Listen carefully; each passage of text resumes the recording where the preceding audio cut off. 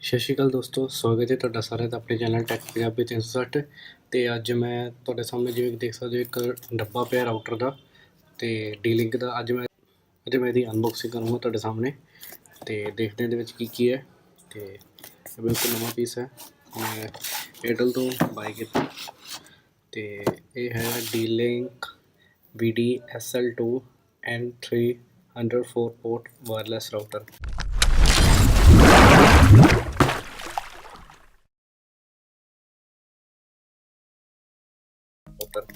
और ਇਹਦਾ model number ਇੱਥੇ ਹੈਗਾ, ਇੱਕ ਸੈਕਿੰਡ ਮਾਡਲ ਨੰਬਰ ਦੱਸ ਦਿੰਦਾ। ਇਹਦਾ ਮਾਡਲ ਨੰਬਰ ਹੈ DSL 224 ਤੇ ਇਹਦੀ ਬਾਕਸ ਹੈ ਔਰ ਇਹਦੇ ਪਿੱਛੇ ਬਾਕੀ ਦੀ डिटेल लिखी हुई है कि फीचर ये तो ये 300 Mbps की नैटवर्क स्पीड मिलेगी तो बाकी इतने सिस्टम रिक्वायरमेंट वगैरह तुम पढ़ सकते हो। बाकी यदी डिटेल्स है तो बस और कुछ भी है। तो चलो दोस्तों अपन अनबॉक्स करते हैं तो जी अपन खोलते हैं।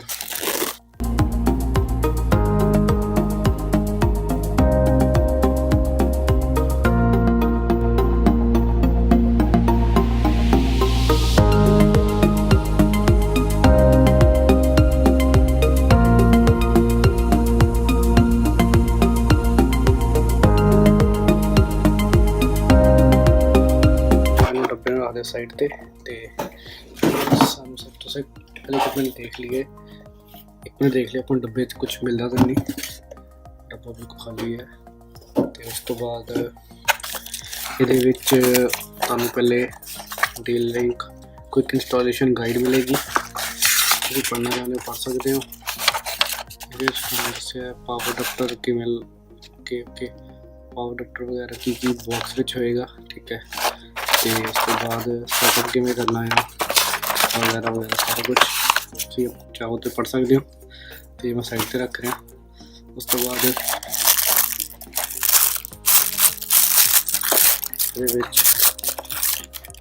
ये मिल रहा है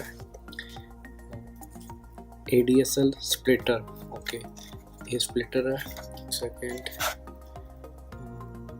ये लिखा है ਇਹਦੇ ਵਿੱਚ ਜਿਹੜੀ ਤੁਹਾਡੀ ਇੰਟਰਨੈਟ ਦੀ ਬਾਹਰੋਂ ਵਾਇਰ ਆ ਰਹੀ ਹੈ ਉਹ ਲੱਗੇਗੀ ਤੇ ਇਹਦੇ ਵਿੱਚ ਇੱਕ ਹੋਏਗਾ ਤੁਹਾਡਾ ਫੋਨ ਵਾਲਾ, ਇੱਕ ਹੋਏਗਾ ਤੁਹਾਡੇ ਮੋਡਮ 'ਚ ਜਾਏਗੀ, ਇੱਕ ਤੁਹਾਡੇ ਲੈਂਡਲਾਈਨ ਫੋਨ 'ਚ ਜਾਏਗੀ, ਇੱਕ ਤੁਹਾਡੇ ਲੱਗਾ।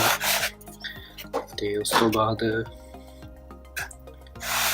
ਇਹਦੇ ਵਿੱਚ ਕੁਛ ਵਾਇਰਸ ਦਿੱਤੀਆਂ ਹੋਈਆਂ ਤੇ ਫੋਨ ਨਾਲ ਕਨੈਕਟ ਕਰਨ ਵਾਸਤੇ ਵਾਇਰਸ ਹੈ, ਮੋਡਮ ਨਾਲ ਕਨੈਕਟ ਕਰਨ ਵਾਸਤੇ ਵਾਇਰ ਹੈ। ਔਰ ਇਹਦੇ ਵਿੱਚ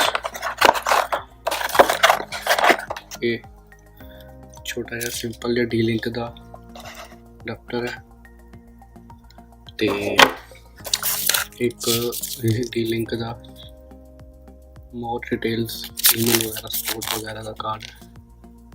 ओके, ये कुछ और प्रोडक्ट्स ने रिपीटर वगैरह ने शायद वाईफाई एक्सटेंडर, ठीक है जी। ये जी वारंटी सेफ्टी इंफॉर्मेशन, ये उसे पढ़ने तो मैं पढ़ सकते हो लेकिन मैं पढ़ूँगा नहीं।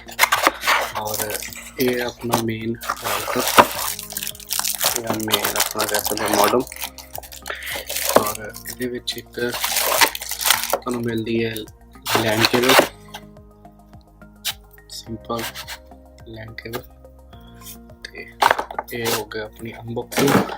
तो थोड़ा जिहा हुण आपां मॉडल भी देख लिए जो आप अनबॉक्सिंग कर रहे हैं। आप बस